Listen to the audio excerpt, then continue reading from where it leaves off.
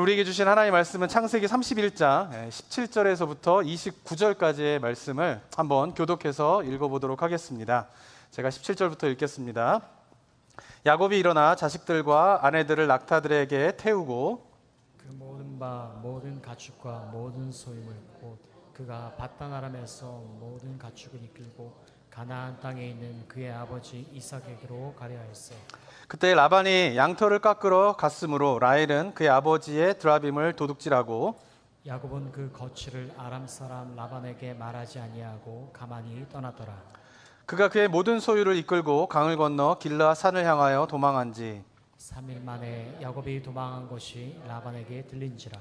라반이 그의 형제를 거느리고 7일 길을 쫓아서 길르앗 산에서 그에게 이르렀더니 밤에 하나님이 아람 사람 라반에게 현몽하여 이르시되 너는 삼가 야곱에게 선악간에 말하지 말라 하셨더라. 라반이 야곱을 뒤쫓아 이르렀으니 야곱이 그 산에 장막을 친지라.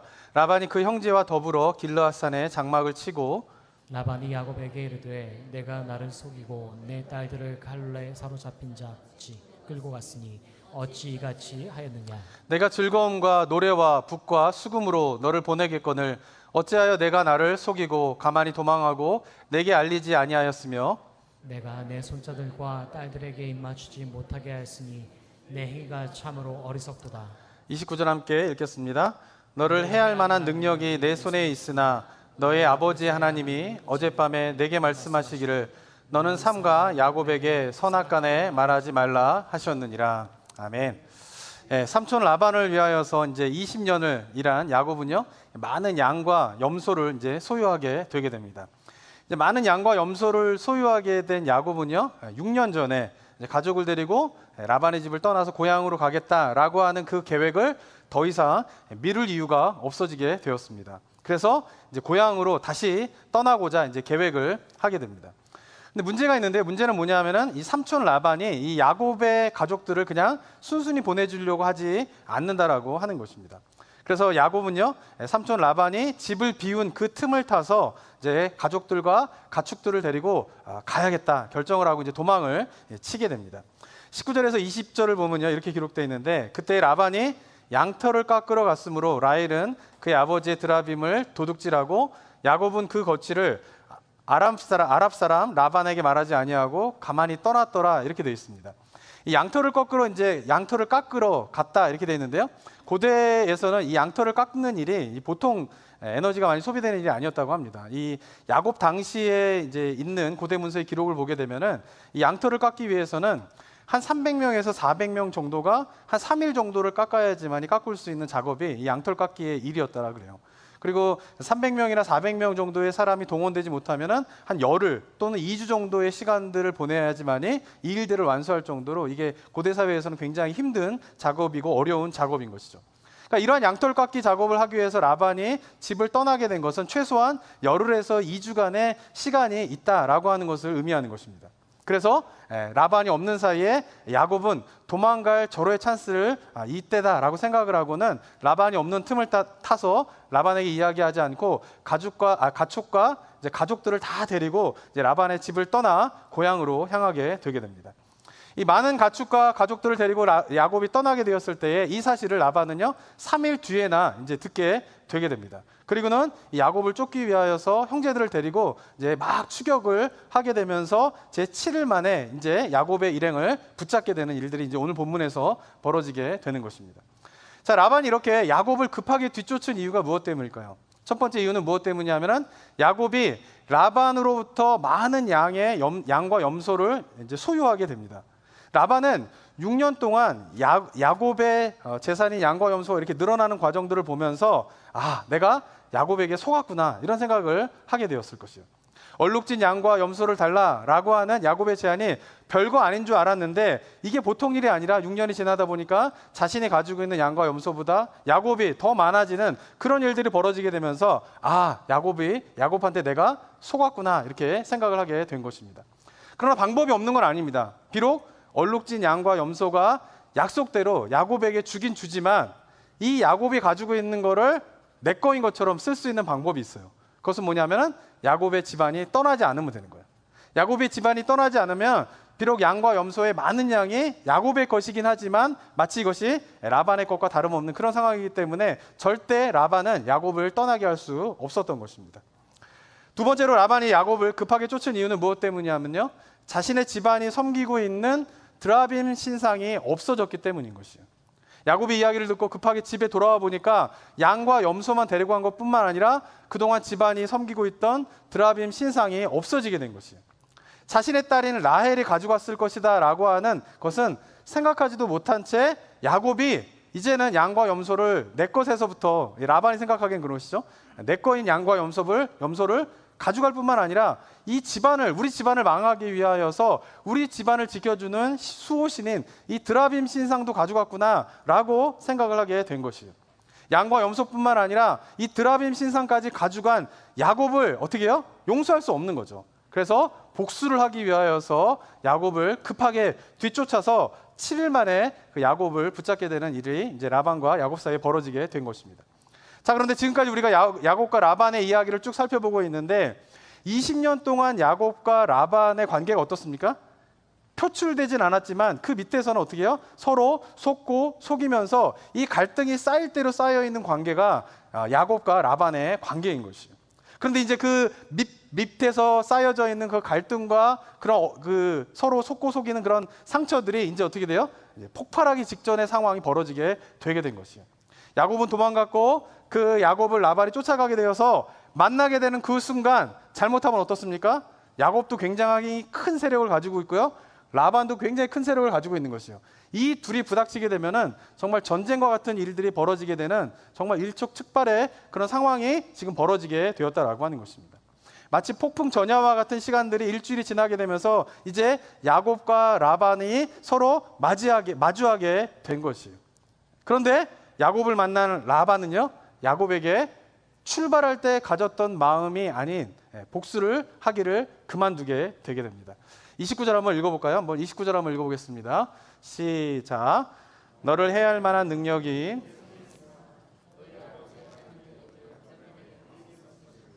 너는 삼가 야곱에게 선악간에 말하지 말라 하셨느니라. 라반이 야곱이 이제 도망간다는 소식을 듣고 난 다음에 쫓을 때에는 분명 야곱을 어떻게 해요? 죽이려고 했던 것이에요. 왜냐하면 야곱이 도망한 것은 라반을 배신한 것이고, 그리고 드라빔까지 훔쳐간 것은 도저히 용서받지 못할 일이기 때문에 그런 것입니다. 그래서 라반은 야곱을 해야 할 만한 사람들을 데리고, 군사를 데리고 이제 야곱을 쫓게 된 것이죠. 그래서 야곱을 죽이고 난 다음에 라반의 본래 계획은 뭐냐면은 자신의 딸, 그리고 손자들, 그리고 야곱이 가지고 있는 양과 염소들은 다 돌려와서 되찾는 일에 대한 것을 생각하고 그 복수의 마음으로 야곱을 쫓게 된 것입니다. 자, 그런데 출발할 때 가졌던 그 마음들이 달라지게 된 이유가 무엇 때문입니까? 오늘 본문에서 라반이 이야기한 것처럼 야곱을 만나기 전날 밤에 여호와께서 꿈에서 나타나서 야곱을 어떻게 해요? 해하지 말아라 라고 경고하셨기 때문인 것이에요. 하나님께서 라반에게 야곱에게 어떻게 해요? 선악을 말하지 말라 이렇게 되어 있는데, 이 말은 무슨 말이냐면 야곱의 선과 악, 즉 야곱의 옳고 그름에 대한 것을 네가 판단하지 말라는 것이에요. 왜냐하면 이것을 판단하시는 분은 누구이기 때문에 그래요? 여호와 하나님이시기 때문에 그래요. 선과 악을 판단하는 것, 옳고 그름을 판단하는 것, 이것은 여호와 하나님이 하실 일이지 라반 네가 할 일이 아니다. 그러니까 야곱에게 그 일을 행하지 말라라고 경고하신 것이죠. 그리고 이 하나님의 경고로 말미암아 라반은 야곱을 죽이려고 하는 그 마음을 내려놓고 정작 야곱을 만나게 됐을 때에는 처음에 생각했던 그 복수를 행하지 않게 된 것입니다. 사랑하는 성도 여러분, 우리가 사람들과의 사이에서 문제가 생기는 이유 중에 하나가 무엇인지 아십니까? 그것은 바로 우리 스스로가 재판관이 되려고 하기 때문에 그런 것이에요. 내 기준으로 누군가에 대한 옳고 그름을 판단하려고 하는 것이 인간의 본성이에요. 그래서 갈등들이 생기게 되는 것이에요. 근데 그리스도인이 되면은 누군가에 대한 재판관이 되려고 하는 이 인간의 본성을 내려놓게 됩니다. 왜냐하면 성경에서 가르치는 굉장히 중요한 가르침 중에 하나가 뭐냐 하면은 누군가에 대한 선과 악에 대한 판단을 누구에게 맡기라는 거예요? 하나님에게 맡기라고 하는 것이 하나님의 굉장히 중요한 그의 백성을 향한 가르침인 것이에요. 어쩌면 이 사실이 우리가 잘 이해가 되지 않을 수도 있습니다. 그런데 우리가 한번 이 시간에 생각해 봐야 할 것은 하나님께서 왜 선과 악에 대한 판단을 너가 하지 말고 하나님에게 맡겨라 라고 하나님의 사람들에게 이야기하는지를 우리가 한번 생각해 봐야 한다라고 하는 것이죠. 이것이 가능해지기 때문에 하나님의 사람들은 사람들과의 관계 속에서 화평을 이룰 수 있는 것이에요. 예수님께서 말씀하신 것처럼 팔복 중에 화평케 하는 자는 복이 있다라고 이야기하고 있지 않습니까? 하나님의 사람들이 어떻게 사람들과의 관계에서 화평케 할 수 있습니까? 사람에 대한 옳고 그름에 대한 판단을 누구에게 맡길 수 있기 때문에 그것이 가능한 거예요. 하나님에게 맡길 수 있기 때문에 그것이 가능하다라고 하는 것입니다. 그래서 저는 이 라반에게 하나님께서 야곱에게 선악을 말하지 말라, 선과 악에 대한 판단을 네가 하지 말라라고 한 이 하나님의 말씀은 라반을 향한 말씀일 뿐만 아니라 바로 우리를 향한 하나님의 말씀임을 깨닫는 우리 성도님들 되시기를 주님의 이름으로 축복합니다. 왜냐하면 누군가에 대한 선과 악을 판단하는 것을 하나님에게 맡기게 될 때야 우리는 누군가를 용서할 수 있어요. 기독교 신앙에서 중요한 게 뭡니까? 용서잖아요. 근데 그 용서가 안 되는 이유가 뭐예요? 이 시대의 모든 사람들은 다 누군가에 대한 옳고 그름에 대한 판단들을 다 자기가 하려고 해요. 심지어 그리스도인이 되어서 하나님께서 그 옳고 그름에 대한 판단을 하나님께 맡겨라 라고 말씀하시지만 우린 절대 그것을 양보하지 않죠, 하나님께. 근데 놀라운 사실은 뭐냐면은 누군가에 대한 옳고 그름에 대한 그 판단을 하나님의 말씀에 따라 하나님께 맡겨드리게 되면 용서가 돼요. 그게 안 되니까 용서가 안 되는 거예요. 용서가 안 되면 화평케 할 수 없는 것이죠. 용서가 안 되면 어떻게 합니까? 마음 가운데 분노를 삭힐 수가 없는 거예요. 사람들과 관계는 계속 깨어질 수밖에 없는 거예요. 그래서 그리스도인이 되어서 하나님의 사람이 되어서 선과 악에 대한 판단을 하나님께 맡기려고 하는 이 하나님의 명령을 우리가 한번 깊이 있게 생각하면서 이것이 우리에게 다루어야 할 굉장히 중요한 영적인 훈련임을 깨닫게 되는 은혜가 우리 성도님들 가운데 있게 되기를 소망합니다. 이것이 뭐예요? 하나님의 사람이 사는 법인 것이에요. 하나님께 그것을 맡기면서 마음에 있는 사람들에 대한 여유가 생기고요, 용서를 하게 되고요, 그러면서 하나님의 사람들이 모여있는 곳에서는 사람들과의 관계 속에서 화평케 되어지게 되는 그 은혜가 하나님의 사람들이 누려야 될 축복임을 저는 믿습니다. 하나님, 우리 성도님들도 그러한 은혜를 경험하는 삶이 되시기를 주님의 이름으로 축원합니다. 우리 한번 이 시간에 30절 한번 읽어보도록 하겠습니다. 30절 한번 읽어볼까요? 시작. 이제 내가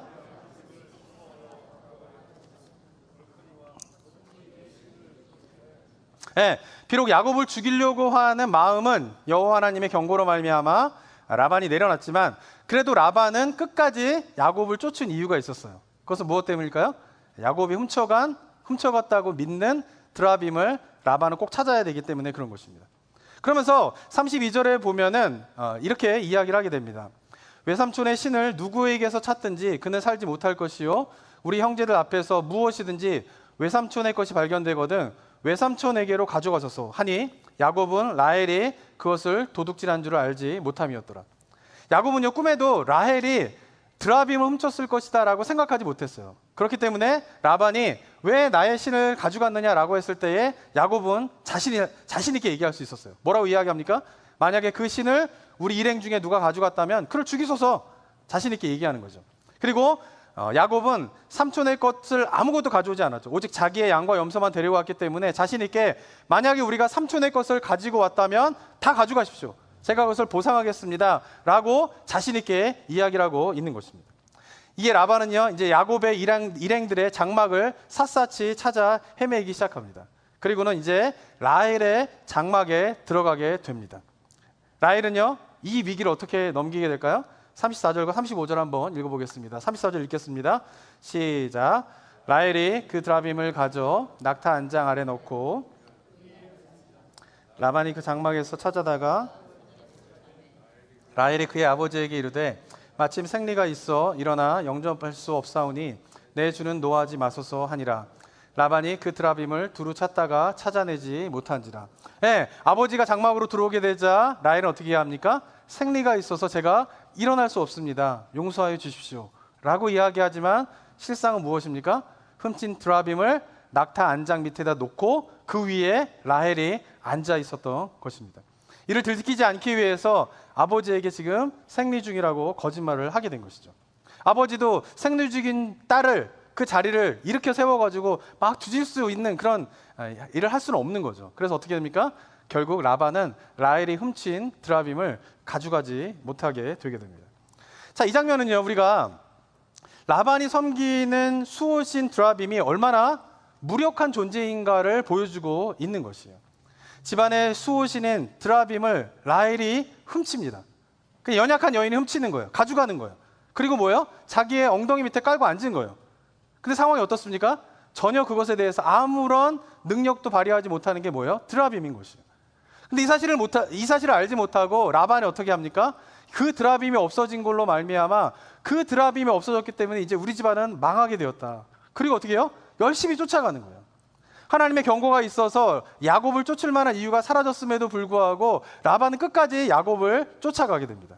이유가 무엇 때문이요? 그 드라빔이 없으면 나는 망하게 되었다. 그 드라빔이 없으면 이제 나는 어떻게 해요? 이제 모든 안전한 것에서 불안전한 상황으로 달라지게 된다. 이런 불안감들이 어떻게 해요? 라반에게 있었기 때문에 그것을 찾아가게 된 것이죠. 그렇지만 어떻습니까? 한 여인의 엉덩이에 깔려 있지만 무능하게 아무런 것도 행동하지 못하는 그 드라빔과 대신에 야곱의 하나님은 어떻습니까? 여호와 하나님은 야곱이 생명의 위험에 처하게 될 때에 그 라반에게 나타나셔서 꿈에서 경고하시면서 어떻게 해요? 라반으로부터의 공격을 야곱을 보호해 주시게 됩니다. 그리고 여러 가지 일들이 있지만 야곱에게 양과 염소를 주시면서 야곱의 풍성한 일을 만드시는 분이 여호와 하나님이신 것이죠. 그러니까 야곱의 삶 가운데 간섭하시고 야곱을 보호하시고 야곱에게 양과 염소를 채워주시는 그 여호와 하나님의 모습과 그걸 어떻게 해요? 여인의 엉덩이에 깔려가지고 아무것도 하지 못하고 있는 이 드라빔이 서로 대조를 이루면서 오늘 본문에서 이야기를 하고 있는 것입니다. 사랑하는 성도 여러분, 우리의 삶이 잘못하면 어떻게 됩니까? 라반의 모습과 될 수 있다라고 하는 사실을 우리가 좀 기억해야 돼요. 왜냐하면 그 연약한 여자의 엉덩이에 깔려가지고 있지만 그 무능하게 아무것도 하지 못하는 그 드라빔의 모습을 발견하지 못하고 깨닫지 못하고 라반은 어떻게 합니까? 그 드라빔을 찾아 헤매이는 것이에요. 그것을 찾기 위해서든 딸이든 사위이든 상관없이 중요하게 생각하지 않으면서 그것을 어떻게든 찾으려고 하는 헤매이는 그 라반의 모습이 어떻게 해요? 이 세상에 많은 사람들의 모습이다라고 하는 것입니다. 그것만 있으면 나는 안전해. 그것만 있으면 어떻게 해요? 우리 집안은 망하지 않아. 그것만 있으면은 나에게는 행복할 거야 라고 생각하면서 그것을 끊임없이 찾아가지만 그 드라빔은 결국 아무런 능력을 발휘하지 못하는 무력한 존재임을 깨달아야 한다라고 하는 것입니다. 인간이라고 하는 존재는요, 죄성을 가지게 되면서요, 여호와 하나님이 아닌 드라빔을 누구나 가지고 있습니다. 하나님을 믿기 전에는요, 누구에게나 이 드라빔이 있는 거예요. 그런데 하나님이 사람이 되면 그렇게 의지하고 찾고 헤매이던 그 드라빔이 아무 쓸모없는 것이구나 라고 하는 것을 깨닫게 되는 것이죠. 왜냐하면 오직 여호와 하나님만이 참 신이시고 그 여호와 하나님만이 바로 우리를 지키실 수 있는 분이심을 믿기 때문입니다. 사랑하는 성도 여러분, 바라기는요, 세상은요, 이 라반과 같이 이 무력한 드라빔을 찾아 헤매이지만 우리 성도님들은 오직 유일하신 참된 신이신 여호와 하나님만을 찾고 구하시면서 그 하나님의 돌보심 가운데 살아가게 되는 은혜가 있게 되기를 주님의 이름으로 축원합니다. 우리 한번 38절 한번 읽어볼까요? 38절 또 한번 읽어보겠습니다. 38절 읽겠습니다. 시작. 내가 이 20년을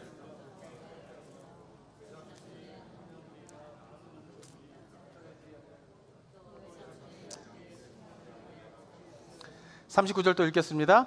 물려 찢긴 것은 내가 외삼촌에게로 가져가지 아니하고 낮에 도둑을 맞았든지 밤에 도둑을 맞았든지 외삼촌이 그것을 내 손에서 찾았으므로 내가 스스로 그것을 보충하였으며, 라반의 물건을 손댄 것이 하나도 없다. 이것이 명명백백하게 딱 밝혀진 이상 야곱은 어떻습니까? 부끄러울 게 없는 거예요. 그래서 어떻게 합니까? 그동안 하고 싶었던 말을 삼촌 라반에게 다 이야기를 하게 됩니다.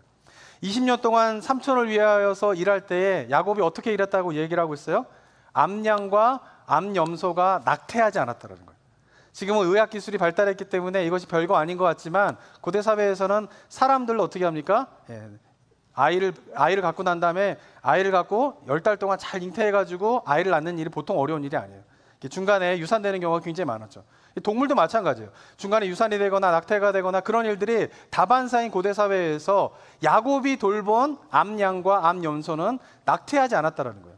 그 말은 무슨 말이냐 하면은 야곱이 암염소와 암양을 얼마나 지극정성으로 돌봤다라고 하는 것을 보여주는 이야기인 것입니다. 뿐만 아니라요, 사람들은 일꾼들은요 양을 돌볼 때 가끔 가다가 주인의 양을 잡아먹곤 합니다. 근데 야곱은 그러지 않았다라고 하는 것이에요. 또 양을 키우다 보면요 늑대의 공격으로 말미암아 양이 죽는 경우가 있고요, 물려가는 경우가 많고요. 그리고 고대 사회에는 이 양떼를 몰 때에 낙오되는 양들이 굉장히 많았습니다. 그리고 양들이 또 주로 높은 곳으로 올라가기 쉽기 때문에 실족하여서 죽게 되는 경우도 굉장히 많이 있었어요. 근데 그런 일이 벌어질 때마다 야곱은 어떻게 했다라는 거예요? 주인에게 피해가 가지 않도록, 삼촌 라반에게 피해가 가지 않도록 자기의 양을 대신 어떻게 해요? 갚아주면서 삼촌 라반에게는 피해가 가지 않도록 그런 일을 했다라고 이야기를 하고 있습니다. 또 40절과 41절에 보면 이렇게 기록되어 있습니다. 40절 한번 읽어볼까요? 또 시작. 내가 이와 같이 낮에는 더위와 밤에는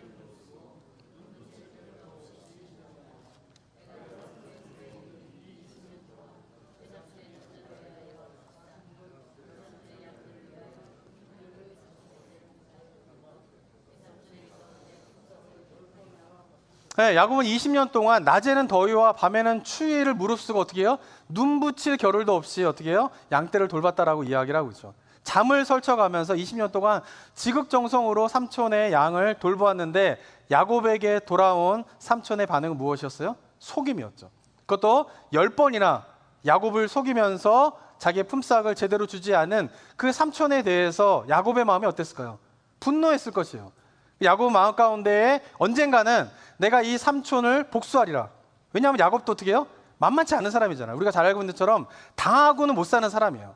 그랬던 야곱이 삼촌으로부터 10번이나 속임을 당했다라고 하면 마음 가운데 이를 갈고 있었을 거예요. 내가 언젠가는 이 삼촌을 복수하리라. 삼촌에게 갚아주리라.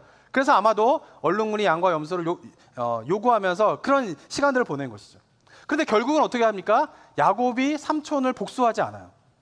삼촌의 입장에서는 말도 하지 않고 간 야곱이 도망간 것이지만 야곱의 입장에서는 어떻습니까? 삼촌에 대한 복수를 내려놓고 조용히 아무 말 없이 자기 것만 챙겨서 떠난 것이 뭐예요? 야곱의 떠남이다라고 하는 것이죠. 그러니까 이 야곱이 삼촌에게 복수할 수 있는 기회가 있었지만 그 복수를 하지 않고 그냥 떠났다라고 하는 것이에요. 그리고 삼촌이 지금 자기를 죽이려고 막 쫓아오는 가운데에서 삼촌을 만나게 되었을 때에 오늘 본문의 내용을 가만히 보면 어떻습니까? 삼촌 라반과 맞서 싸우지 않아요. 그냥 삼촌이 하는 대로 그냥 내어버려 두게 됩니다. 이유가 무엇 때문일까요? 그것이 42절에 보면 나오게 됩니다. 한번 42절 한번 읽어볼까요? 42절 읽겠습니다. 시작. 우리 하나님의 아브라함의 하나님 곧 이삭이 경외하는 이가 나와 함께 계시지 아니하였더라면 외삼촌께서 이제 나를 빈손으로 돌려버렸으리라만 하나님이 내 고난과 내 손의 수고를 보시고 어젯밤에 외삼촌을 책망하셨나이다. 네, 야곱이 라반에게 분노를 삭힌 이유는 무엇 때문이에요? 야곱의 인생 가운데에서 결국 하나님의 돌보심으로 이 모든 것이 있었다라고 하는 것을 야곱이 깨달았기 때문이다라고 하는 것이에요. 처음에는 삼촌 라반에게 복수할 마음으로 얼룩무늬 양과 염소를 요구한 것이에요. 어떻게 해서든지 삼촌으로부터 많은 양과 염소를 가지기 위하여서 애썼죠. 그래서 나뭇가지를 사용해서라도 그 삼촌이 가지고 있는 양과 염소를 내가 다 가져가겠다라고 하는 마음으로 나뭇가지를 사용한 건 아니겠습니까? 그런데 6년의 시간이 지나면서 양과 염소가 점점 늘어나게 되면서 이 모든 것이 하나님께서 행하신 일이구나라고 하는 것을 야곱이 비로소 깨닫게 되는 것이죠. 얼룩무늬 양과 염소가 조금이라도 더 가지겠다라고 자기가 나뭇가지를 사용했던 그 모습에 대해서 아마도 제가 볼 때는 부끄러워하면서 회개했던 모습이 야곱이었을 것이에요. 왜? 그 모든 것들은 다 하나님의 은혜와 돌보심 가운데에 양과 염소를 내가 가지게 되었구나라고 하는 것을 야곱이 뒤늦게 깨달았기 때문에 그런 것입니다. 그리고 또 자기를 죽이려고 쫓아오는 삼촌 라반의 입에서 고백되어지는 것이 뭐예요? 삼촌이 왜 자기를 죽이려고 하는 것을 그만뒀다라고 삼촌이 고백하고 있습니까? 여호와 하나님께서 나타나셔서 경고하셨기 때문에 내가 너를 죽이려고 하는 것을 포기하였다라고 이야기를 하고 있는 것이죠. 하나님께서 결정적인 순간에, 위기의 순간에 간섭하셔서 나를 보호하고 계신구나 라고 하는 사실에 대해서 야곱이 깨닫게 되었다라고 하는 것입니다. 사랑하는 성도 여러분, 야곱의 인생이 어떻습니까? 형을 속이고 아버지를 속이고 고향을 도망쳐 삼촌 라반의 집에서 20년의 세월은 결코 넉넉하지 않은 시간이었어요. 결코 쉬운 시간이 아니었던 것이에요. 삼촌 라반의 집에 야곱이 올 때예요. 야곱은 아마도 이렇게 긴 시간을 보내게 될 것이다라고 전혀 생각하지 못했을 것이에요. 왜냐하면 삼촌 라반의 집에 오게 된 이유가 뭐냐면은 어머니가 권해서 그런 거잖아요. 근데 어머니가 뭐라고 이야기하면서 삼촌 라반의 집에 야곱을 보내게 됩니까? 형이 지금 분노하고 있으니까 이 형의 분노가 사그러들 때까지만 그냥 삼촌 집에 가 있어. 얼마 안 있다가 형의 분노가 사그러들게 되면은 내가 사람을 보내서 너를 다시 데리고 올 테니까 그때까지만 삼촌 집에 머물러 있어 하고, 그래서 야곱이 삼촌 집에 가게 된 것이에요. 그런데 어떻습니까? 금방 삼촌 집에 머물다가 집으로 돌아갈 거다라고 생각한 발걸음이 20년이 돼버린 것이에요. 뿐만 아니라 삼촌 라반의 집에 가는 도중에 베델에서 여호와 하나님을 만나게 됩니다. 그래서 여호와 하나님께서 약속하신 것이 뭐예요? 너에게 땅과 자손이 있을 것이다 라고 하는 약속을 주시게 되는 거예요. 그래서 야곱은 아마도 타향살이를 시작하게 되지만 그래도 하나님의 약속이 있었기 때문에 삼촌 라반을 통하여서, 그래서 삼촌이잖아요. 삼촌 라반을 통하여서 하나님의 약속이 이루어져서 내가 많은 땅과 자손과 좀 풍요로우고 안락한 삶을 살게 될 것이다 라고 하는 기대를 가지고 어떻게 해요? 삼촌 라반의 집에서 생활을 시작한 것입니다. 그런데 어떻습니까? 금방 돌아올 거라고 하는 그 계획은 20년이 되어버렸고요. 땅과 자손에 대한 하나님의 약속은 14년 동안 열심히 일하였지만 아무것도 갖지 못하는 빈털터리 신세가 되었다라고 하는 것이죠. 야곱의 인생이 20년이 어떻습니까? 전혀 예상하지 못했던 인생을 야곱이 살아가게 되었다라고 하는 것입니다.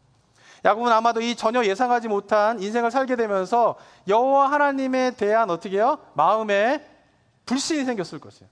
베델에서는 삼촌 집에 가기 전에 그 베델에서는 하나님의 약속을 받으면서 기뻐하면서 그 삼촌 집에 갔지만 14년의 시간이 지나면서 열심히 일하고 종처럼 사는 그 삶을 살았지만 아무것도 남지 않은 자신의 모습을 보면서 도대체 그 베델에서 약속하신 하나님의 약속은 도대체 무엇인가에 대한 의심이 생겼을 것이에요.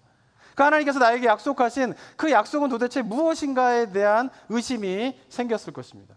그러나 결국 어떻습니까? 굴곡진 인생을 살았지만 그러나 그 굴곡진 인생 속에서 하나님이 함께 계셨다라고 하는 것을 결국은 이 라반과의 만남 속에서 깨닫게 되었다라고 하는 것입니다. 하나님께서는 하나님의 사람을 결국 책임지시는 분이시구나라고 하는 확신을 야곱이 갖게 되었다라고 하는 것입니다. 사랑하는 성도 여러분, 저는 이 야곱의 이야기가요, 우리들의 이야기 같아요.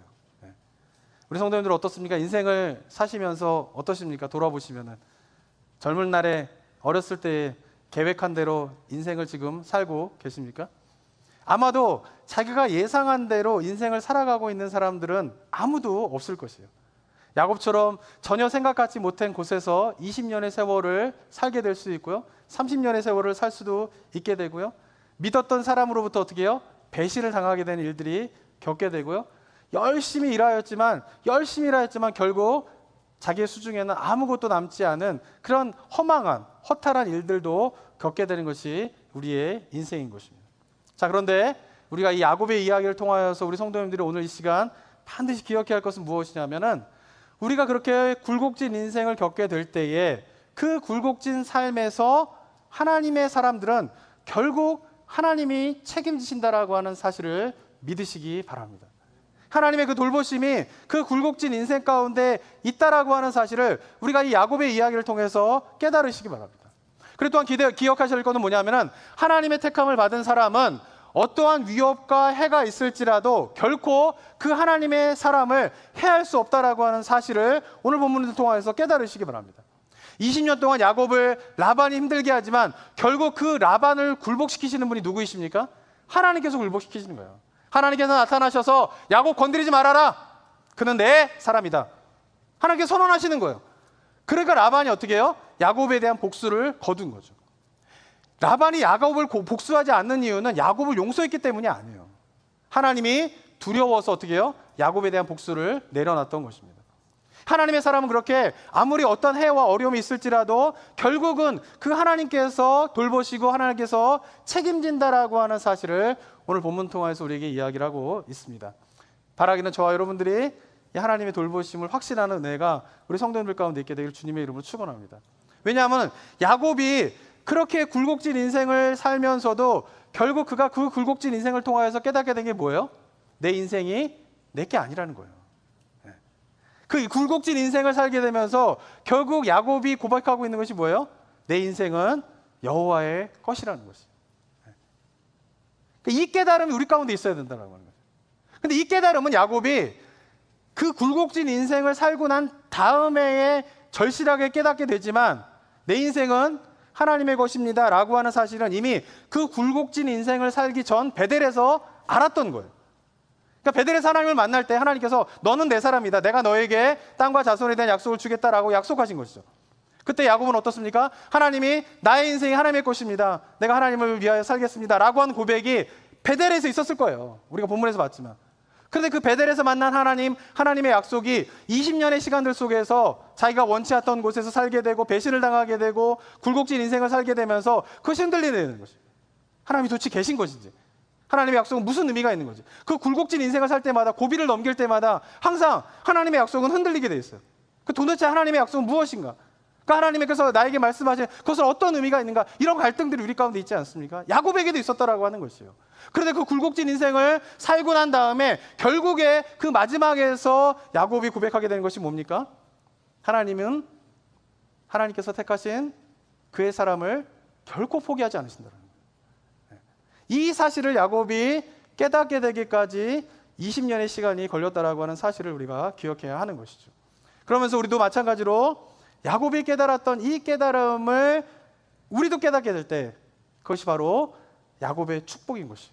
그 야곱의 축복은 바로 하나님께서 내 인생이 하나님에게 속한 것이구나, 그것을 그냥 머리로만이 아니라 경험적으로, 그리고 여러 인생의 굴곡들을 겪으면서 결국은 또 깨닫게 되는 그 하나님에 대한 올바른 깨달음들이 바로 야곱의 축복인 것입니다. 그리고 그 축복이 바라기는 우리 성도님들 가운데 있게 되기를 주님의 이름으로 축원합니다. 나를 살리신 이도 여호와이시고 나를 부하게 하시는 이도 여호와이시고, 내가 여러 해를 당하지만, 여러 공격을 당하지만 결국은 그 모든 해와 공격에서 나를 보호해 주실 분은 오직 여호와 하나님이시다.